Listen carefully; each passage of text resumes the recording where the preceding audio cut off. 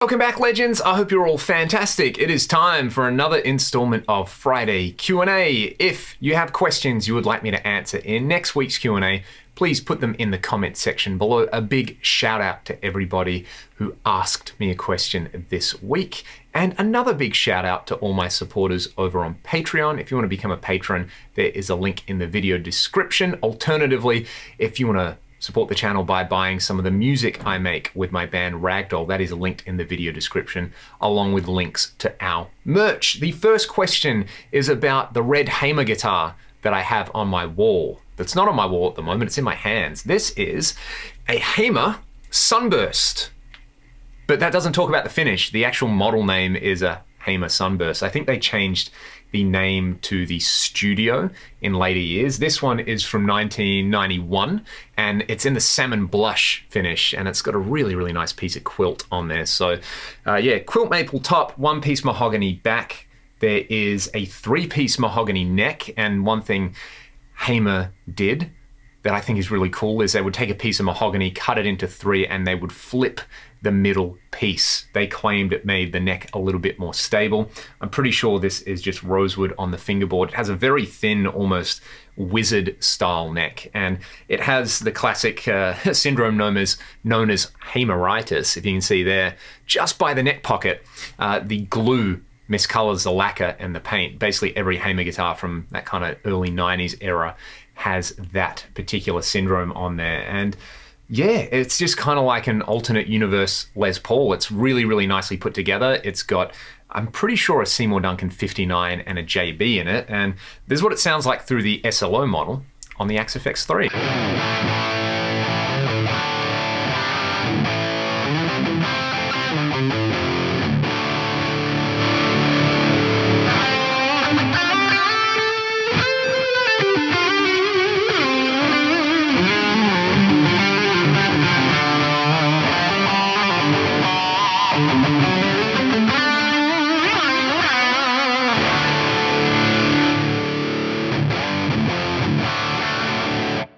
So yeah, kind of sounds like a twin humbucker guitar into a really dirty amp. I don't play it a whole lot just because I'm not super into the neck. It is a little bit slim for me, but I think it looks fantastic. I really, really like it. And Hamer made top-notch stuff out of their US shop. I've got quite a few Hamer guitars, as you know.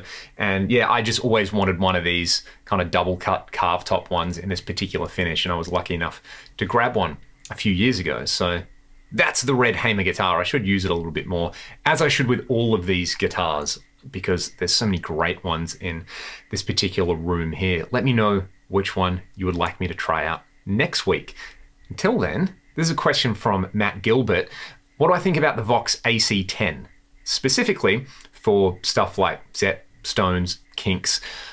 I think the Vox sound is just one of those things that you may not get it for a long time, but when you get it, you realize how much it has been used on so many classic records. I really didn't like an AC30 the first time I played through. I don't know if you were talking about the AC10, but I didn't get it, and now I get it, and I really like the Morgan AC20 model in the Axe FX. I use that heaps for kind of clean, chimey, slightly gritty stuff. It's a fantastic amp model, and I've done lots of recording with that one because it just kind of records so well. I think Voxes, particularly with the Celestion Alnico speakers, just, they sit in that lovely guitar frequency range where it's kind of hard to make them sound bad if you're doing anything that's not like super intense metal or super, plastic 80s clean. They are really, really versatile amps. There's a reason they're classics. And I wonder how much of that comes down to the speaker choice versus the actual amp.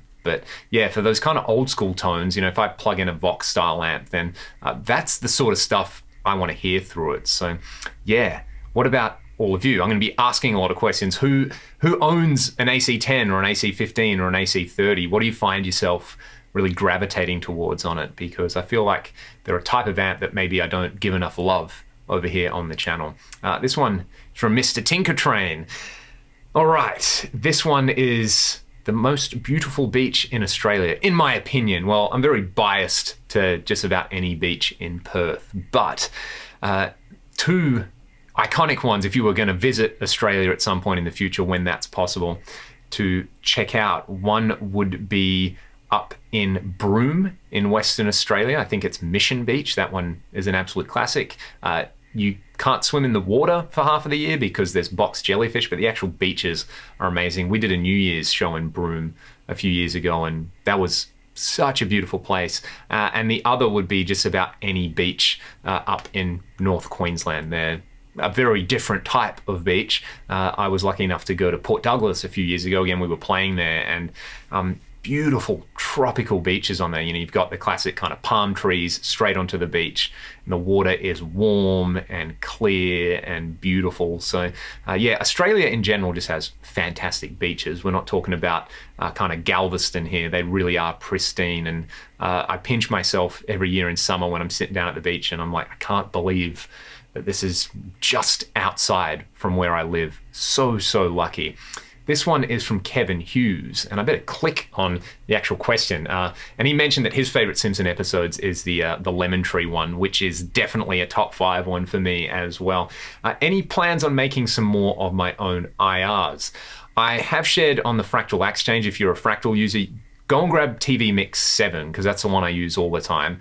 I've made lots and lots of IRs, actually, because I went down that rabbit hole of trying them. And I was like, why don't I try and make some of these? So if you're not a Fractal user, then I don't have a lot of waves, unfortunately. They're mostly the kind of like SysX format for the Fractal stuff. But yeah, if you're a Fractal user, let me know, Kevin, and I can put a link up in the video description to maybe a few more CAD packs for you to try out. Actually, if you go to the Fractal forum, I've shared a few of them there. Go and do that and just look up, you know, some of the free cabs I've put up. There's one with like a Boogie cab with some Electro Voice speakers. There's a few different Marshall cabs with lots of different mic choices. So if you want to play around with the actual mics, or if you've got Cab Lab, you can try it that way. This one is from Mojo Bodies. Have I checked out an Art SGX 2000? No, I haven't, but I'm pretty sure Robert Baker has, so you should go and watch his video on that. I haven't actually tried the SGX. I have tried the Power Plant, and you can go and watch the video I've done on that one right there. Do I have any significant battle scars on any of my guitars? Which is a good question, and I'll show you a couple right now. So this is my PRS Custom 24. This was the first PRS I ever got, and I've gigged this guitar so much. I took it to Europe when we toured Europe, and hopefully you can see some of the pock marking on the top. It's a little bit hard to see, it's catching the lights, but there is a bunch of kind of buckle rash, and there's like dings all over the top, and the back of the neck has a bunch of kind of scratches out of it. Can you see that one? It's kind of hard. This is one thing with the PRS stuff, even if it is scratched, it always shows up really nicely under lights. Let's see, there's a big, there we go, there's a big bump there, and there's a bunch of other stuff. So yeah, this one is kind of beaten up the most out of all my kind of nice guitars. And then I do have a bunch of buckle rash on my SC245. I'll try to show you that. I used this guitar for our 2014 tour in the States, where we did about 21 shows in 28 days. And I went several gigs between not cleaning it. You can see there's a bunch of kind of rash all on the back here. Again, it's kind of hard to catch. So yeah, that one has some good scars, but my favorite one is this. This is my PRS mirror. I bought this on our first US tour, and we played a festival in Oklahoma, and right at the end of our set, I grabbed the guitar and I slammed it into the stage for whatever reason. So there's a bunch of paint missing there. And then one day while I was teaching, I teach a day at a school, I went to collect a student, and I set the guitar on a chair.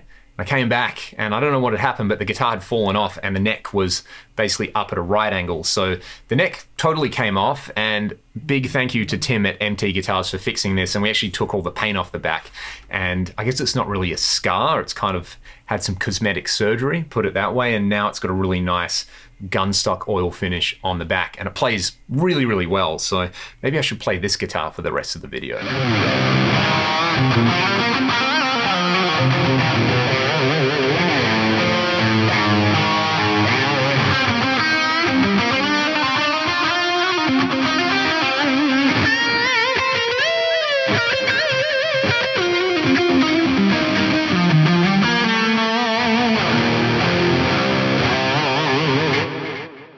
It's an insanely good sounding guitar, this one. You can hear the difference between the Hamer and this. This one actually sounds pretty similar to my SC245. I think they're technically the same pickups, just uncovered. So yeah, I always forget how good this guitar sounds, and it's so easy to play live because it's so light. Okay, this one comes from Tim. Question, have I ever tried the TC Doubler or the Digitech Lux, and what do I think about them? The Mimic, I think, is the one I really want to get my hands on. I have Cooper Carter's Mimic in the Axe FX3. He was able to recreate the Mimic kind of thing using the pitch detune block. So having not tried either of those, I've got the Eventide micro pitch pedal, and I've got a bunch of old rack stuff that does the micro pitch thing. And yeah, I guess not all kind of micro pitch shifters are created equal, but the Mimic, I think, does a pretty interesting thing right there. Again, if anyone's got a Mimic and they love it, or they use it in their rig, let me know how you're using it, because I feel like I should really grab one and at least demo it, because they're not a crazy expensive pedal or anything. The next one is from Richard Whiteman. This is about a lead boost, I'm guessing, on your Fractal. So you want to be able to use a whammy pedal and have it boost by 3 dB when you engage it. You're using a filter block with a minimum of 0 and a max of 3 dB with a null filter. You're on the right track. This is good.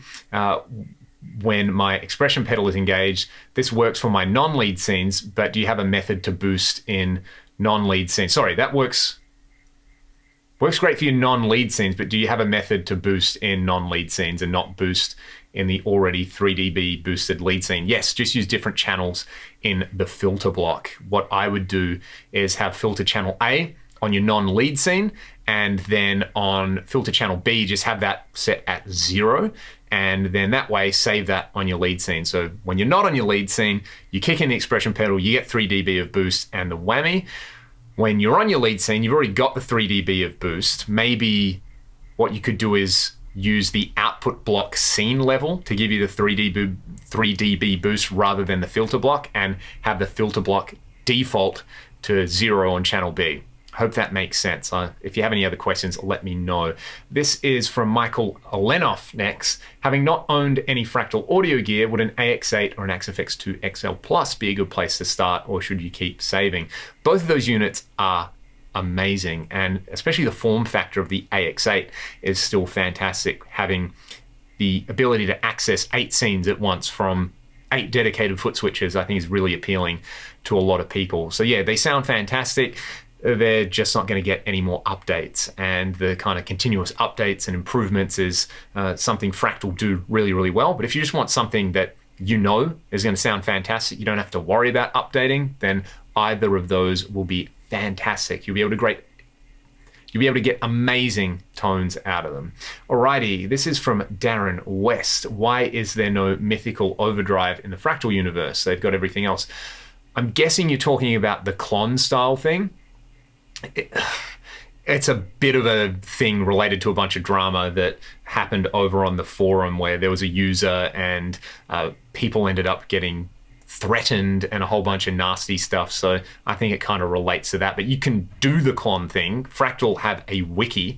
If you go to the wiki and read up on how to recreate the Klon, I think you can use the FET boost to kind of cop the Klon thing, and a bunch of people have their Klon recreations out there and they sound really, really good. We've got time for, well, I think there just is one more question, and it's from Darren. You just got an FM3 secondhand.